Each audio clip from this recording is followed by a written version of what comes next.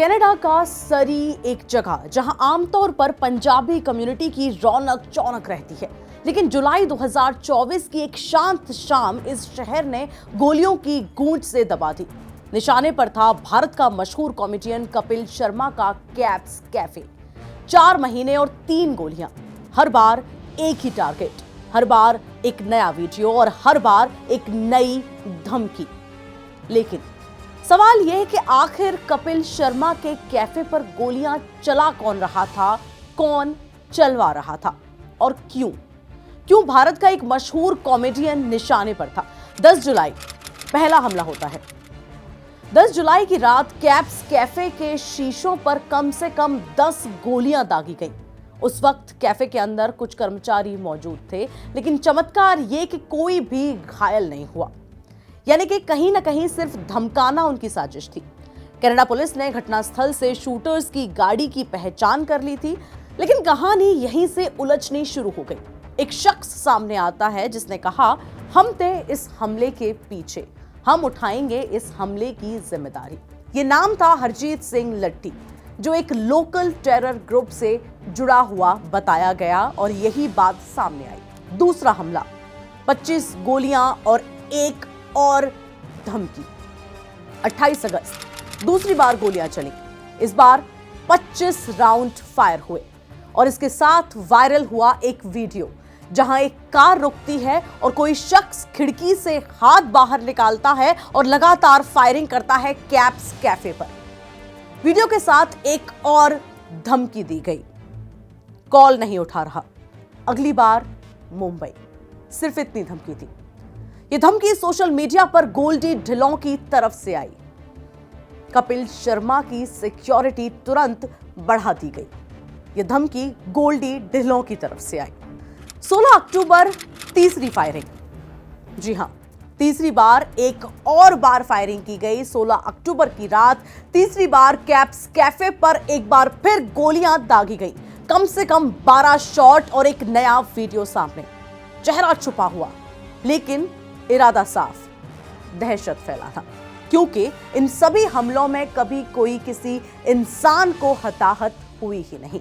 हमले के कुछ ही घंटों बाद सोशल मीडिया पर एक और पोस्ट वायरल हुआ, तीनों हमलों की जिम्मेदारी हमारी। साइन था गोल्डी ढिल्लों का। कौन है गोल्डी ढिल्लों? क्यों कर रहा है ये सब? दिल्ली में गिरफ्तारी होती है मन सिंह सेखों के रोल की। जी हां, इसका एक रोल था जो गिरफ्तारी होती है। कहानी कनाडा से सीधे पहुंचती है दिल्ली, भारत की राजधानी दिल्ली में, और यहां पुलिस ने हथियारों की तस्करी करने वाले एक गिरोह को पकड़ा। पूछताछ में एक नाम सामने आया, मन सिंह सेखों।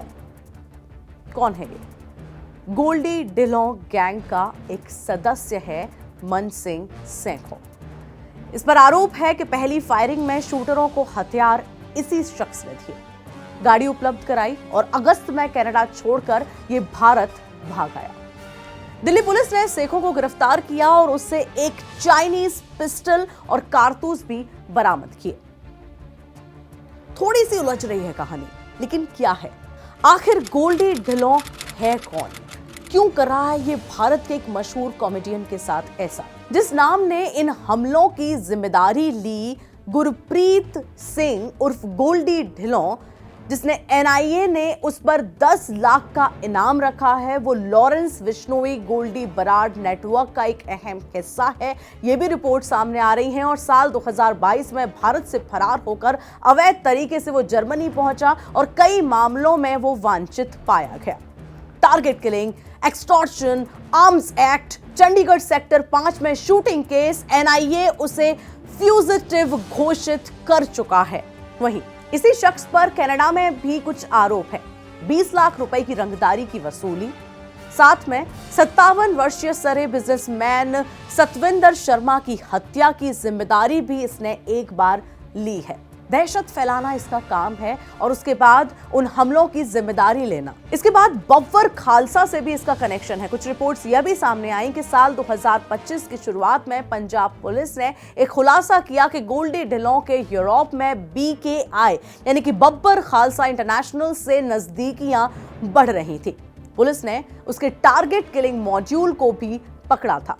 जिसमें 2 ऑपरेटिव मोहाली और राजपुरा में हत्या करने की तैयारी भी शामिल थी। यानी ढिल्लों सिर्फ गैंगस्टर नहीं है, अंतरराष्ट्रीय टेरर लिंक भी इसमें उभर रहा था जब यह केसेस सामने आए, जब ये रिपोर्ट्स सामने आई। अगर कपिल शर्मा की प्रतिक्रिया की बात करें तो इनका एक अलग ही ट्विस्ट है। इन्होंने हर हमले के बाद, 3 हमलों के बाद सोशल मीडिया में आग बुरे तरीके से लगी हुई थी। शौक थे, डर थे, सवाल थे, लेकिन कपिल शर्मा ने सबसे अलग रिएक्शन दिया। उन्होंने हर हमले को एक अलग तरीके से, जब भी कैफे पर गोलियां चलती तो बिजनेस और अच्छा हो जाता, क्योंकि वो उसका मजाक बना लेते। एक अलग तरह से डर को हंसी में बदलने वाले जवाब उन्होंने हर बार दिए और हर बार कैफे की जो सेल थी उस पर कभी असर नहीं पड़ा। बट केस अभी भी खत्म नहीं हुआ है, क्योंकि एक तरफ दिल्ली पुलिस की गिरफ्त में मन सिंह सेखों है, दूसरी तरफ विदेश में छुपा गोल्डी ढिल्लों और उसका नेटवर्क। कनाडा, भारत, यूरोप, 3 महाद्वीप और 1 केस। क्या ये हमले सिर्फ रंगदारी के लिए थे या किसी बड़े नेटवर्क का हिस्सा? क्यों है ये? कहानी अभी जारी है और कैप्स कैफे अब सिर्फ एक रेस्टोरेंट नहीं, बल्कि एक क्रॉस बॉर्डर क्राइम केस का सेंटर पॉइंट बन चुका है। कैप्स कैफे सिर्फ भारत के एक मशहूर कॉमेडियन का कैफे नहीं बना है, एक क्रॉस बॉर्डर क्राइम केस का सेंटर पॉइंट बन चुका है। आप देख रहे थे दैनिक जागरण क्राइम एक्सप्लेनर। मैं हूं आपके साथ में सुरभि लवानिया।